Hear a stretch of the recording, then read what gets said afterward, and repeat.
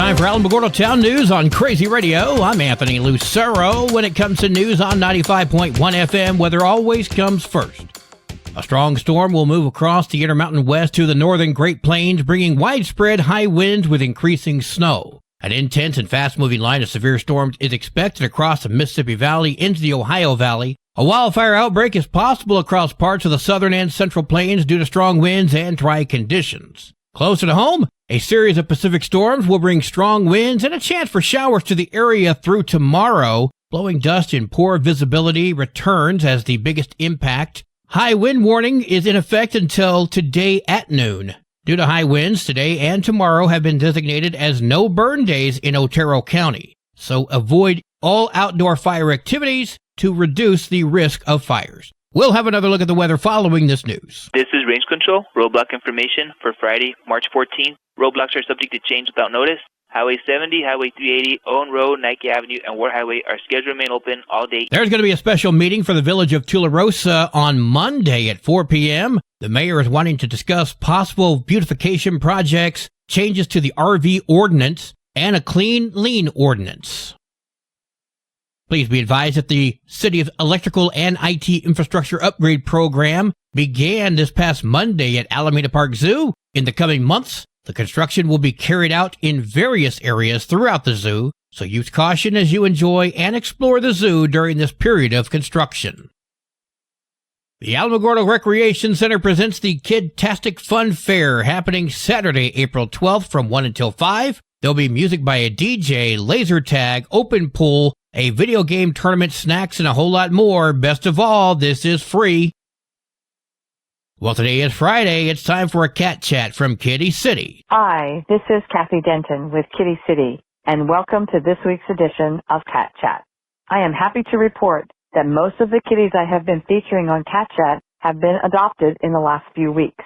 We couldn't be happier that these beautiful fur babies are now living in a loving forever home. We can make notes on our calendars and set our alarms every year for March 1, and like clockwork, kitten season officially begins at Kitty City. It is once again no different this year. We already have 3 mamas and their babies, and they have all been placed in loving foster homes.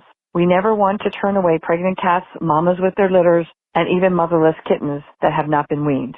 This is where we seek help from our many dedicated fosters who are willing to open their homes to these kitties. We cannot express enough the gratitude we have for these individuals and families who make the commitment to become a foster. Although I'm mainly focused on mamas and babies due to the arrival of kitten season, they are not the only reason foster homes are needed. Fostering can be as little as 1 to 2 weeks and as long as 3 to 4 months. A pregnant cat will need to be fostered while waiting to give birth, through the birth of her babies, and then while she is raising her babies until the time they are weaned, which is usually between the ages of 8 to 10 weeks. Some of our fosters are kind enough to spend the time needed to socialize a kitty that has not been fortunate to have been around humans and therefore requires tender loving care. It just so happens we have Zoe, who could benefit greatly if she was given the opportunity to spend some one-on-one time with a loving foster person. Zoe is a gorgeous calico, only 5 months old. Unfortunately, she's not too keen on humans right yet and is not allowing herself to be loved. 4 of Zoe's littermates have adopted and are doing fine in their adopted homes. Another sister of Zoe named Charlie's Angel is socializing nicely and well on her way to being adopted. We have hopes that with the help of a foster parent, Zoe will soon have a change of heart in how she feels about us humans, and that she, like her littermates, will be adopted into her forever home very soon. If this cat chat has touched your heart and made you interested in possibly fostering mamas and babies or a lone cat that needs a little extra love, please call me, Kathy, at 575-430-1914 so we can talk with you about giving these fur babies an extra boost to a forever home. Also, please come visit us at 56 Stanley Ranch Road, Monday through Saturday, 8:30 a.m. to 12 noon. We have lots of cats and kittens that want to be in a forever family. Or you can visit our website anytime at www.kittycitynm.com and see all of our cats and kittens available for adoption. Tomorrow, Saturday, March 15th, Kitty City will not be at the mall with our normal cats and kitten adoption event. White Sands Mall has their spring craft show, and Kitty City will be at the craft show selling items to support Kitty City. Please come out to the mall and enjoy all the local crafts. We will be back at the mall with our adoption event on Saturday, March 22, with cats and kittens from Kitty City and dogs and cats from Alamogordo Animal Control. Meanwhile, you can visit Kitty City Monday through Saturday from 8:30 a.m. to 12 noon and Alamogordo Animal Control Monday through Saturday, 12 noon to 5 p.m. There are cats and kittens and puppies and dogs waiting for you to give them their best life. This has been Kathy Denton with this week's edition of Cat Chat. I'll be talking with you next week from Kitty City. Kitty City and you. No one loves them better. News from around the state in just a moment. This is Alamogordo Town News on Crazy Radio. I'm Anthony Lucero. From basic to advanced computer repairs, it's GalacticGeeksPCRepair.com. Local business owned and operated by Greg Gutierrez. Available for on-site work from 9 to 6 daily. Installations, upgrades, even virus repair. For information, email Greg at GalacticGeeksPCRepair.com. Google IT support, professionally certified. Directory Plus is the right size book. It's the book if you need a phone book. That's what just one person has to say about Directory Plus. With its red cover, features, colorful yellow pages, and lots more, it's no wonder people all over use Directory Plus. It has so much more information. You can cross-check phone numbers or addresses or pretty much anything. Look on the plus side, Directory Plus. I'm a big fan of Directory Plus. Local news from local perspectives, from local voices. AlamogordoTownNews.org. Local sports, local events, and local happenings and more. Nonprofit owned and operated by Second Life Media. We are Otero County. AlamogordoTownNews.org. Heard daily on Crazy KALH Radio 95.1. Jose Eduardo Larin of El Paso was sentenced in federal court to 22 years in prison yesterday for the production of a visual depiction of a minor engaging in sexually explicit conduct. The National Center for Missing and Exploited Children received information that a video depicting child sexual abuse material had been uploaded to a Dropbox account. There were 31 pictures and 31 videos produced by Larin involving a 5-year-old child. That being said, New Mexico Senate Bill 250, which prohibits state and local agencies from using public resources to enforce federal immigration laws, received a due pass recommendation that occurred on March 6th, and it looks like it may be on the schedule for a vote, although a date has not yet been confirmed. New Mexico state legislators are going to discuss cutting ties with companies that house detained migrants and banning the use of state land for migrant detention. That's happening today. House Bill 9, also called the Immigrant Safety Act, makes its way into the Senate after clearing the floor of the House. Advocacy organizations are rooting for passage of the Democratic plan to prevent state and local governments from having to do with detaining individuals for civil immigration violations. The act requires a termination of existing agreements with private companies or the federal government. Time is running out for lawmakers to debate and approve bills. Governor Michelle Lujan Grisham is using what little time is remaining this session to push lawmakers to get even more public safety bills across the finish line. I think there's a lot more to be done. With only days remaining, the governor is narrowing her public safety ambitions. She posted on social media on Wednesday, urging New Mexicans to call their state representatives and senators and ask them to prioritize 5 bills, including expanding New Mexico's red flag law, increasing the punishments for assaulting a peace officer, and reworking the state's definition of harm to self and harm to others.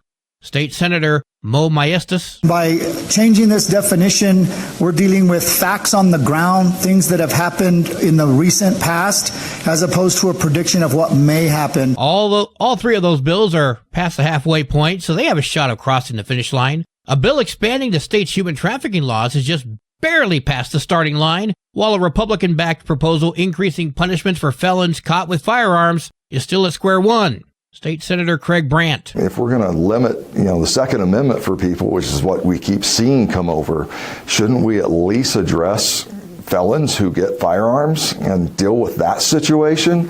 I think the answer is obviously yes. Many of the committees these bills are waiting for are backlogged with other proposals. Lawmakers only have so much time left, but it's clear the governor doesn't want to wait another year for them to take action on these bills. Nope, she wants to look like she's cracking down on crime while making illegals have free rein. That's what it looks like. I said many times I had doubts anything substantial would happen with regards to crime during this session, but do you know what could pass? A bill making its way through the Roundhouse is hoping to bring a lowrider museum to northern New Mexico. The bill, sponsored by Representative Susan Herrera, would provide $100,000 to do a study establishing a lowrider museum in Espanola. The New Mexico Department of Cultural Affairs would work with the Higher Education Department to complete the study. Herrera said the bill is important to the culture of her district. She spoke with KRQE. I am in the heart of lowrider country, and I always smile because everybody always has two cars sitting out in their yard, right? One's the car they're going to fix up, and the other car is for parts. I mean, it's kind of the family dream to get to that lowrider one day and to build the best car you can. The bill has cleared one committee so far and now heads to the House Appropriations and Finance Committee. I will be so disgusted if this passes and the crime bills don't. A new Western film is going to be shot here in New Mexico, and since Alec Baldwin is not associated with the project, odds are no one will be shot and killed. Oh, dang! Governor Michelle Lujan Grisham and Emilio Estevez, along with the New Mexico Film Office, made the announcement that Young Guns 3, Dead or Alive, is going to be filmed in New Mexico. Yoo-hoo! I'll make you famous. The original Young Guns was released back in 1988, and Part 2 was in 1990. Those films also showcased the New Mexico landscape. My question is this, though. The first film was about the Lincoln County War, and the second was about the aftermath, including Garrett shooting Billy, while being rather ambiguous about the myth of Brushy Bill being Billy the Kid. But still, what could this film possibly be about? There's nothing left to the story. Oh, geez. Well, not having a story hasn't stopped Hollywood in recent years, so long as there's lots of crazy special effects, right? He's got a point. Emilio Estevez, Lou Diamond Phillips, and Christian Slater are set to return. Sports and weather are coming up next. You're listening to Alamogordo Town News on Crazy Radio. I'm Anthony Lucero. They are role models and educators. Their work requires a great deal of time and energy for very little pay. Who are these unsung heroes? Thanks, Coach. Thanks, Coach. The simple truth about education-based athletics in New Mexico is this. Without a committed team of coaches and administrators, they just wouldn't be possible. School sports, they bring out the best in all of us. This message presented by the New Mexico Activities Association and the New Mexico Athletic Directors Association. There are 18 games for New Mexico softball today, including Mescalero at Ruidoso. 25 games for New Mexico baseball today, including Santa Teresa coming to Alamogordo. Go Tigers! Time now to check in with Sarah Morrow and see where the fish are biting. At Alto Lake, fishing for trout was fair to good when using power bait. At Bill Evans Lake, fishing for rainbow trout was fair to good when using garlic power bait. At Bonito Lake, fishing for trout was very good when using green power bait. At Bottomless Lakes, fishing for trout was fair to good when using white power bait and corn. At Carlsbad Municipal Lake, fishing for trout was good when using trout magnets and spinners. At Elephant Butte Lake, fishing for catfish was good when using shad cut bait. At Green Meadow Lake, fishing for catfish was fair to good when using power bait. At Grindstone Lake, fishing for trout was good when using worms and salmon glitter power bait as well as grub spinners. At Lake Van, fishing for trout was slow when using spinners. At Oasis Park Lake, fishing for trout and catfish was slow when using corn. Bill Evans Lake, Bonito Lake, Bottomless Lake, Carlsbad Municipal Lake, Lake Van, and Tiburon Ponds Lake were just some of the water stocked this week with trout. And our catch of the week is, drumroll please, Julia Casey caught 1 catfish and 4 trout using corn at Oasis Park Lake. Well, that's it for this week. Join us next week as we tell you the fishing hotspots and what they're biting on. For Crazy Radio, I'm Sarah Morrow. Your Crazy Radio spot-on weather forecast for the Tularosa Basin today calls for partly sunny and cooler. Strong winds expected with gusts up to 51 miles per hour. Mostly cloudy with a slight chance of rain and snow showers. New snow accumulation is expected to be less than half an inch, with gusts as high as 31. Partly sunny with a slight chance for rain or snow showers tomorrow. New rain amounts less than 1/10 of an inch. Winds gusting up to 24. Your high today in the basin, 53. Low tonight of 32. Wind chill is going to be down to 28. High tomorrow, 54. In Cloudcroft, partly sunny and windy today. Winds will be gusting up to 70 miles per hour. Mostly cloudy tonight with areas of snow. New snow accumulation of 1 to 3 inches expected. Winds will be gusting up to 44. Partly sunny with a 40% chance for snow. Winds gusting up to 37 miles per hour tomorrow. Your high today in Cloudcroft and even freezing, 32 degrees. Wind chill is going to make it feel like it's -9. Low tonight of 17. Wind chill is going to make it feel like it's 4. High tomorrow, 33. Wind chill is going to make it feel like it's 4 degrees. Local breaking news can be found on our website, alamogordotownnews.org, and learn more about Crazy Radio by visiting kalhradio.org. Also, check out the Crazy KALH Radio YouTube channel. That's where we post our daily newscasts, complete interviews, and other information which concerns everyone in the Tularosa Basin. Be sure to give this video a like and subscribe to our channel if you've not done so already. That way you too can remain informed of the goings-on in the Tularosa Basin. And that concludes today's edition of Alamogordo Town News on Crazy Radio. I'm Anthony Lucero. Enjoy your weekend.